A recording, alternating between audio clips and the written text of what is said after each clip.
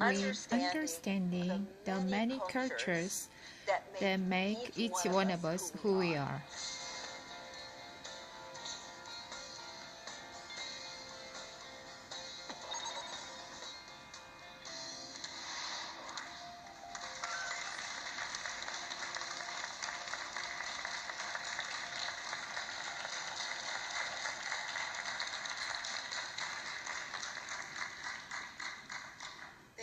Thank you for that wonderful introduction. It's an honor and a pleasure to have the opportunity to talk at the Plato Academy. Thank you. I want to start by talking about how to thrive in a multicultural world. And I want to start with one fact about this. First of all, it's not easy. As the world grows flatter and smaller, we will collide with each other more and more, and we have to think about how we can avoid that if possible. And I want to offer a few suggestions today, but this is the problem of thriving in a multicultural world is the daunting, a very huge challenge. I think that thriving will begin with understanding the many cultures that make each one of us who we are. I think that's the first step. Now, as I start on explaining this today, I want to put up the caution sign, and as it says here, cultural comparisons and generalizations ahead. I have to say that I am a European American social and cultural psychologist, and I'm going to talk about differences between the East and the West. When I'm talking about the West, I will mean Americans in the United States. When I'm talking about the East, I'm going to talk about Koreans, Japanese, and Chinese, and refer to this group as East Asians. Now, as an American, I know that America is a very diverse place, that people who voted for Hillary Clinton are not the same as people who voted for Donald Trump. I know that. I also know that among East Asians, there's equal amount of diversity. I know that Koreans are not Japanese, are not Chinese, and so forth. I understand great variation. But in our studies in cultural psychology, we have found that there are some patterns of behavior when you compare East and West that can be identified that are a function of our different national cultures, and I want to talk about those today and see what they can explain.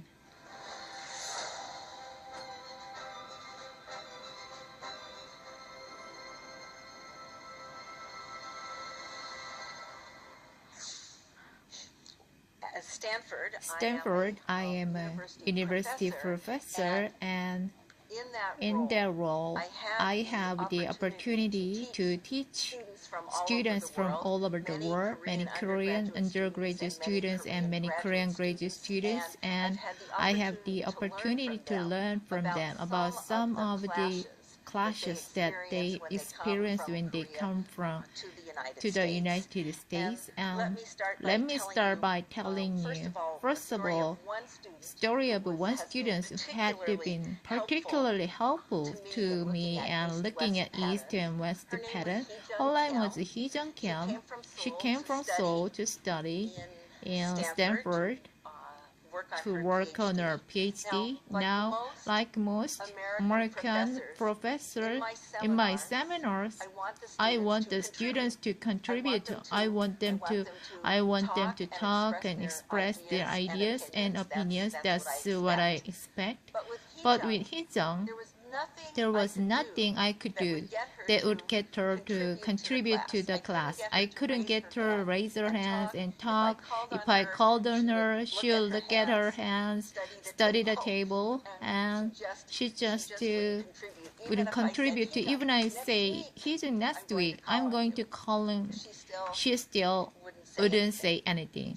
So this was challenging to me. And one day, I noticed on her email there was a proverb by this signature, and it said simply, "The empty carriage rattles the loudest." So it took me a while to understand that. I didn't get it at first, but then I realized this Hee-jung's way of telling the American professor that she thought that very often the people that talk the most have the least to say. So this was fascinating to me, and as I got to know Hee-jung Kim better, I learned that she had grown up in schools that looked approximately like this. These are schools where students are encouraged to sit calmly with quiet minds, to listen to the teachers, trying to adjust their thinking to what the teacher is saying, trying to absorb as much information as possible. And she explained to me about the importance of hierarchy in Korean culture, the importance of knowing your place. She explained this what such a difficulty as did many other Asian students of calling the professor me by my first name Hazel. It took me her very long time to that. Many students could do that, and it was just impossible for them. Then she went to explain that it is the same in the classroom. When you are low in the knowledge hierarchy, if you're a junior person, a student, why should you contribute to the class? Why should you just start talking unless you have a very well-formed thought, very clear idea? And only then, and you are sure that it's raise your hands. If you are not sure that you are the person that should be contribute to this, the better to remain silent. So this was my first lesson. But I realized that this experience that many of other students in my classroom, European students, they have grown up. These are classrooms where students are encouraged to put up their hands and to tell their unique ideas, to compete with each other, to try to argue even with the teacher, trying to influence the teacher, trying to debate, to stand up from the other students. Often in these classrooms, students put their hands up even before they know what they are going to just to put their hands up to resolve a place. And so I began to see that there were real differences that were underlining these patterns of behavior in my seminar, and as I studied more about it in my college and with students, I saw that these differences in classroom behavior reflected some very deep cultural differences in what is the right way to think, to act, to feel as a person. I saw, for example, that in the West, we say, the squeaky wheel gets the grease. What does it mean? Person who makes a lot of noise, the person who talks a lot, who draws attention to herself, is the person that will have power and influence. In the East, I think you might recognize some version of this, which is the duck who quacks the most gets shot. And this is a very different idea about standing out and drawing attention to yourself. It says that drawing attention to yourself, being different from others, might put you in quite a vulnerable position. And it suggests that maybe that's not always be the thing. And that's what I want to talk about today. I want to show some generalization that come from a great deal of empirical work that we have done in cultural psychology comparing East versus West. And I want to talk about where these differences come from, how cultures shapes these differences way to being a person. Then I want to talk about relate to being happy and to having a good life. So let me summarize a lot of this work through a few quizzes. I will start with this one. Okay, so this is a quiz for you. You have to participate. It's a task. So suppose I offer you a handful of pens, 5 pens, and I say please take one as a gift. And there are 4 of one color say orange and 1 of another color say green. So let me see a show of hands. How many people would say they want the orange pen? The one that's in the majority. Let me see a show hands, and I want to estimate. Okay, quite a people say orange. Okay, hands down. Now let me see your hands pen. How many people will say that want the green pen, the one unique and minority? Okay, there's a lot of people in here that like the unique pen, and I just say about, I don't know, how about half and half? Let me show what the data show from this study has been done many times. What you see is that most of the time, once this is East Asians includes Korean, Japanese, Chinese, many different examples. East Asians tend to say that they would prefer the pen that there are most of the pen that's in the majority.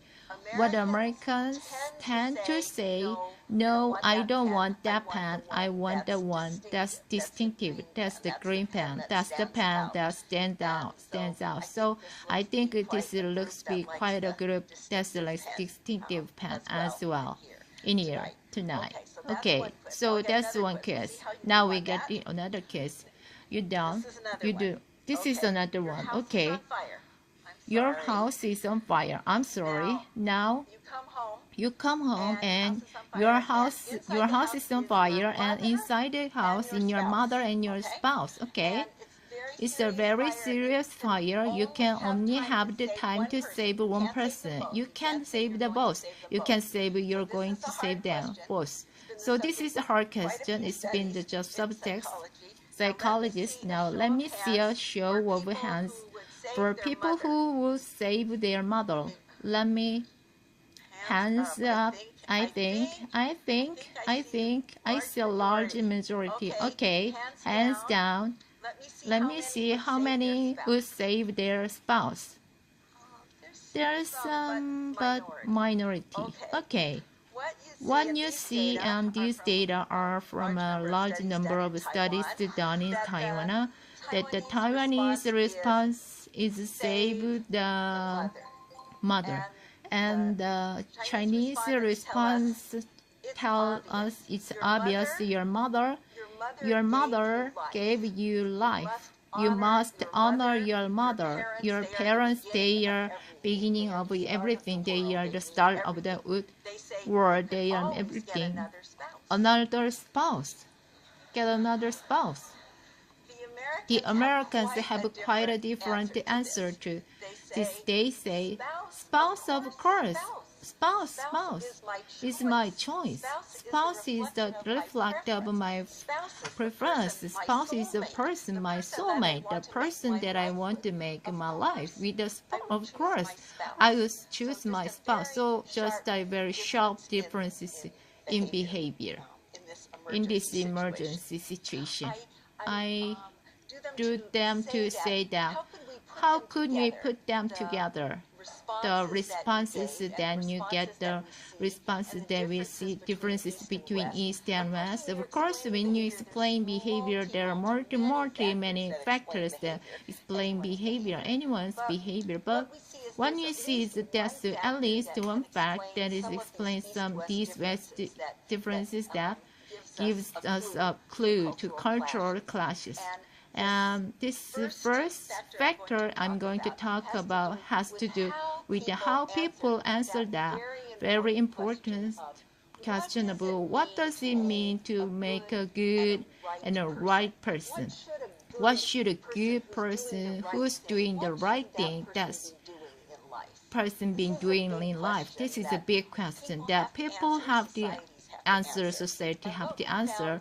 One new found in comparing East and West is that there are at least two big right answers to these questions. They are right, they are both viable answers, the most important way to for society to be organized, but in fact they are different and they correspond to East and West. Let me start over here on the right, and let me start with independence. And this is a way of answering what is a person supposed to be doing, very common in the West. And on the left, in a way of answering this question that's much common in the East, throughout East Asia. Now, both of these figures show a central circle which depicts the self surrounded by one another. One's life, people who are everywhere and always in interaction with other natural interaction. There are, with the independence on the right, you see that there's a sharp boundary, a sharp line between the self and others. So others are close to, but they are separated from the self. On the left, on the interdependence, when you see in the circle of the self is overlapping the circle of others, and what's marked here in the red, what really matters with the interdependence in relation with others. So people are close to each other, they are tighter with each other, and being a person involved, connecting to others, adjusting to others, related to the others. Looking again on the right here with the independence, when you see the right way, the cultural approach, normative answer for how to be a person in many places. In the West, particularly in the United States, people should feel someone separated, someone different, someone unique from others. This is the preference for uniqueness that we see much of the West. We also see that they should be as part of being a right kind, influence others and influence the world. And way to influence others is often through talking, through expressing your ideas, through your opinions, to communicating them to others. Next in the list, people should be free. Free means free from history, free from tradition, free from circumstance, free from place. They should not be too influenced. They should be relatively free to influence. Finally, instead of emphasize of hierarchy and knowing your place in the hierarchy and fitting and is common and must have East Asia in the West, particularly in the United States, there are a lot of talk about equality, people being equal and being worried about being equal. And people feel that they are equal, if not better, to others in many cases. On the left, with the interdependence, you see the really quite a bit different. The focus in maintaining relationship, keeping one relationship in good shape, being well connected to others and similar to others, adjusting, fitting in with the importance other in one's expectation, meeting their obligation, following your various norms. That's important to certain situation, being very aware that you are not free, but instead rooted history, circumstance in tradition that these matters who you are. Finally, this is awareness of hierarchy, that where you stand, the important thing, right kind of person in this society. These are words from an American anthropologist that is in the words rather than a group summarize. This person says, Plus, the American cultural nightmare is that the individual thrust of growth will be sucked dry in the social common. Our central struggle is to defend the individual from the collective. Now, this is a little bit extreme, but a sense of underlining Americans' idea of worry about too much influence from other people and trying to be somewhat from. This is a pervading sense that helps people understand about Americans, that why American is not follow normalism. This is a quote from a Japanese anthropologist, and once again in the Japanese or not the Korean American perspective, I see some similarly. Sheer rise in social self does not exist without the social other. The social self is always dialogically defined in terms of social other in given social context, and then she goes on to say,